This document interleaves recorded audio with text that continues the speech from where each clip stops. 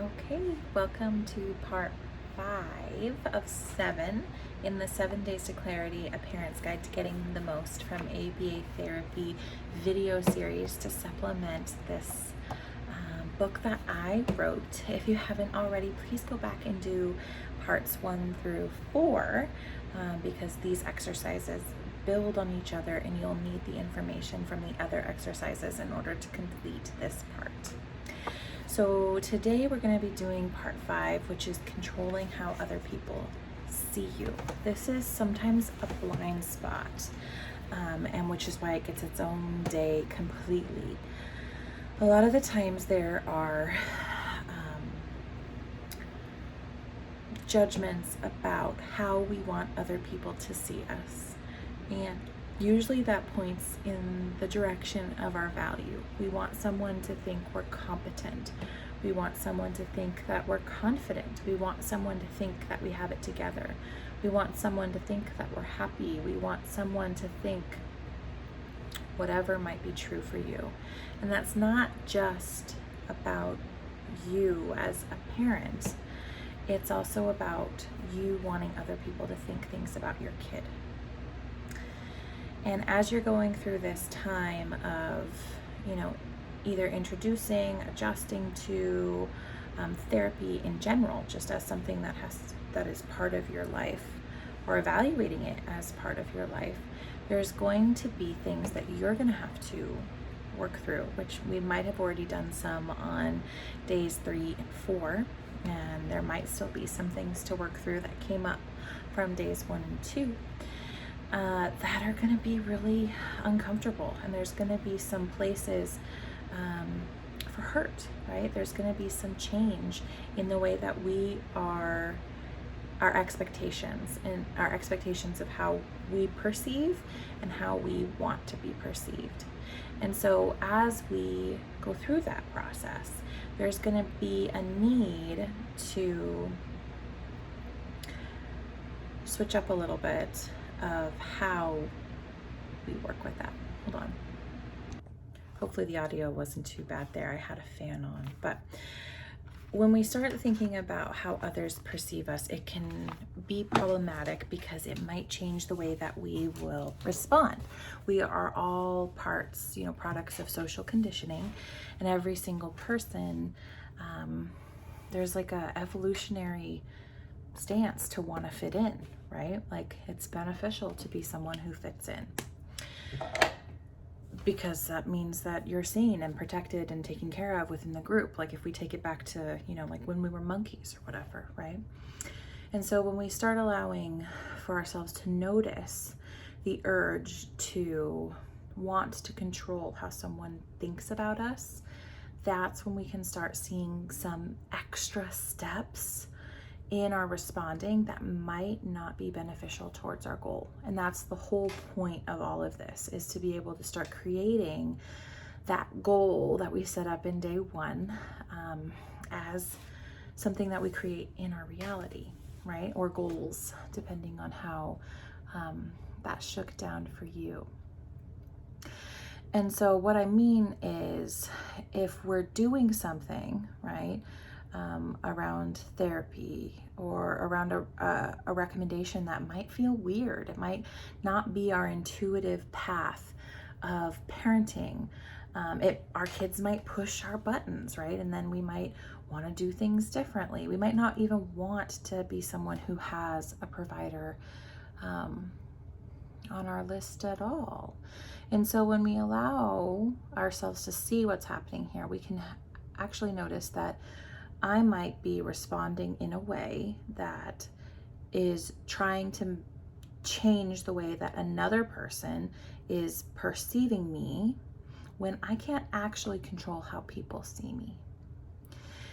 So the way that this can play out in a therapist relationship is that maybe you are describing something to your therapist and you're sugarcoating it a little bit because you don't want them to think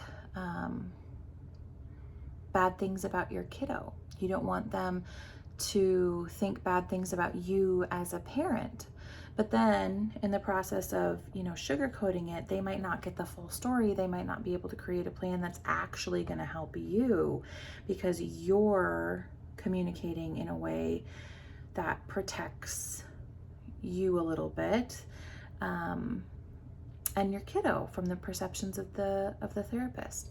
The other way around could be that you're potentially exaggerating. You're potentially giving every single example at its absolute worst because you need help, right?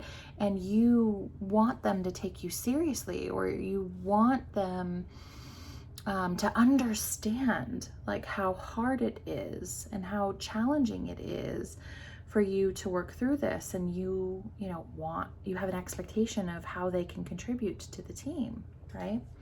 And when that happens, that can also muddy the water in the way that the person makes up the plan or implements the plan, or even the way that you implement the plan, because you might not be in the state of mind to be even able to do that. Because if that is true, right, and if that is the way that you're seeing the situation, you're probably really up. You're probably really stressed, and that mindset probably isn't necessarily going to contribute in a way that's going to be beneficial in the long run. And so if we're only communicating those things because of that first motivation, right? Like either for people to like us, think that we're good at what we're doing, or to, maybe not have the perception that things are so bad, and that's preventing you from moving towards your goal, even if it's, you want them to not think those things about you, or you don't want to think those things about you.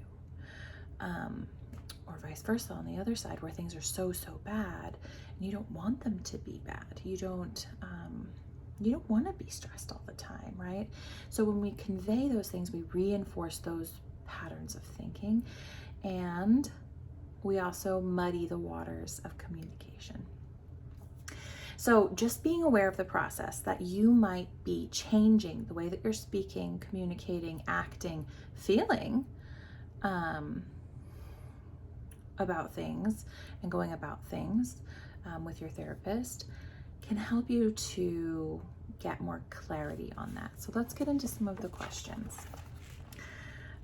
So what I want you to do is take 2 examples, potentially the ones that we've already worked through with part of your discomfort, because this is just another layer of being able to observe how our thoughts might be getting in the way of progress, because that's what it is here.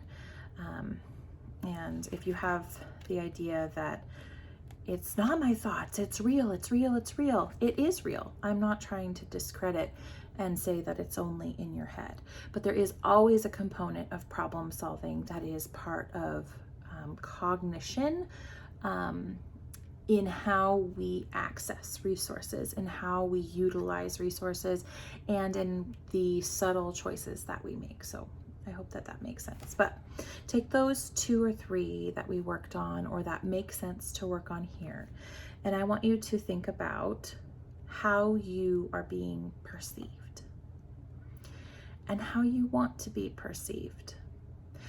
And notice that all of those are judgments. We don't actually know how other people are perceiving us. But by making a list and seeing which ones are sticky, which ones trigger us, which ones scare us, which ones make us feel happy or like we're doing the right thing, right? And just notice that around that. Next, I want you to look at those and say, like, why would it be, like, look at the ones that make you uncomfortable and say, why is that uncomfortable? Why would it be uncomfortable for someone to perceive me this way? That's going to be a really uncomfortable question to answer. And that's okay. We're making space to be uncomfortable because there's going to be information on the other side of it. Why is it uncomfortable for someone to perceive you that way? And maybe write about a time where you've been perceived that way, or you've perceived yourself that way, and think about what that felt like and what was scary about that, right? And then maybe find the opposite, right? What's the one that you want to be perceived as? And write about how that felt to you. What was good about that, right? What was reinforcing about that? Because there's information here. Because if you're searching for someone else to think thoughts about you or to avoid someone thinking thoughts about you, that's okay. We can hold space for that. But I also want to evaluate is if these actions to get someone to think thoughts about you, right? Which is why we're decoding some of those questions. Is it helpful in service of your goal, right? Sometimes it is, and sometimes it's fine, and sometimes it's not. And those are places that we can start making movement around giving ourselves what we need. And that brings us to kind of our last one is it important for that person that you want, to be thinking about you in a certain way? Is it important for that person to think about you in order to reach your goals? Think about you in the way that you want them to reach your goals, right? Is there a way that you can give yourself what you need, to feel safe in someone potentially thinking about you in a way that feels uncomfortable so that we can move towards your goals?